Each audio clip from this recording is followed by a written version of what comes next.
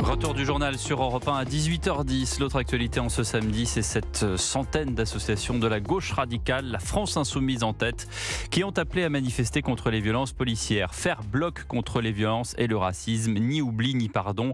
Voici quelques-uns de ces mots d'ordre. Chloé Lagadou, vous étiez dans le cortège parisien et dans l'ensemble, il faut le dire, c'était plutôt calme. Oui, une marche calme, ponctuée par quelques heurts entre manifestants et forces de l'ordre. Des dizaines d'individus cagoulés et vêtus de noir ont attaqué une voiture de police avec des bouteilles de bière et d'autres projectiles, des poubelles incendiées et une banque dégradée.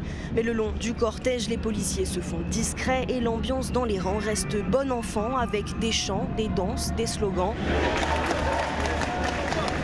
Et des prises de parole comme celle de la mère de Naël, le jeune de 17 ans décédé en juin dernier à Nanterre après un refus d'obtempérer.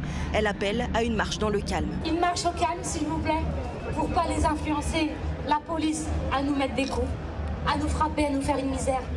J'ai juste une phrase, quelque chose à vous dire, c'est que c'est dur pour moi. Mais j'ai plus mon fils qui me dira « Maman, je t'aime ». Quand je rentre chez moi, je me sens vide.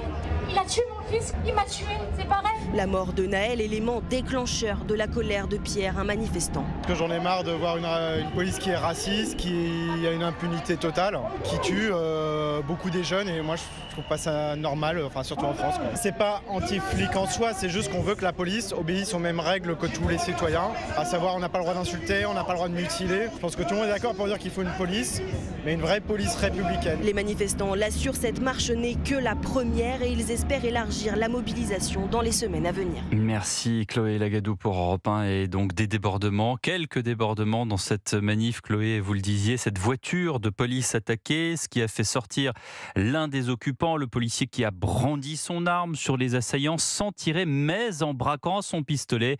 Écoutez la réaction de Mathieu Vallet, porte-parole SICP Police Syndicat de commissaires. Moi, je suis choqué par l'agression ignoble dont font l'objet les policiers dans le véhicule. On voit qu'on a une dizaine d'ordres de sauvages qui veulent se faire du policier. Donc, le policier qui est acculé avec son équipage en feu de circulation sort et met en joue les individus pour éviter d'être agressés physiquement, car on sait qu'ils reculent devant rien. Ce sont des black blocs, des individus qui sont grimés en noir pour ne pas être identifiés, qu'on connaît très bien, pour la plupart connus des services de renseignement. Je rappelle quand même qu'il y a une semaine pile poil, on avait un policier instinct qui s'est fait lâcher par une vingtaine d'individus et dont seuls les tirs en l'air ont permis de l'extraire de cette situation. Et donc la mise en joue est totalement légitime et prévue par notre cadre d'emploi pour protéger l'équipage de police qui essaye de s'extirper, de s'extraire de la situation. Mathieu Vallet, porte-parole SICP Police avec Guillaume Dominguez.